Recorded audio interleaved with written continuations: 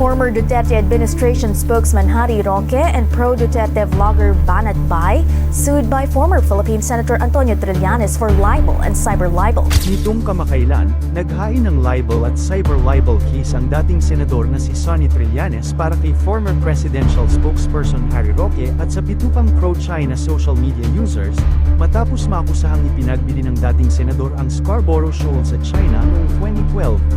Binigyang diin ni Trillanes ang kanyang paninindigan na maghain ng kaso at sinabihang makinig ang mga ito sa pahayag ni Philippine Coast Guard spokesperson for the West Philippine Sea, Coast Guard Commodore J. Tariela na nagbigay ng pahayag patungkol sa issue. Kasi po ay hindi mamatay-matay yung mga kinakalat ng mga trolls na yung Scarborough Shoal daw ay binenta ni former Senator Trillanes. O pwede pong pakiclarify din po para sa inyo na pumanggaling. Hindi ko rin alam kung saan ang ebidensya ng mga trolls para sabihin na ibenta ang bako ni Masinlog. May resibo ba daw sila? Na pinagbentahan?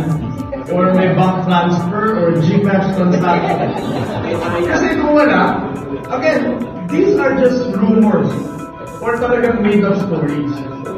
So, ang Philippine Coast Guard, together with the Bureau of Fisheries and Aquatic Resources, can be able to go to Banco de Masinloc. Ang sinasabi ko lang sa mga interviews ko, nahihirapan tayong makapasok sa loob ng lagoon ng Banco de Masinloc. But it doesn't mean na hindi tayo nakakapunta rito. Makasabihin na naman ng mga pro-China trolls, no-water cannon nga kayo. No-water cannon nga. Pero the mere fact na nakakapunta tayo dito, it doesn't mean na may binenta at may nagbenta.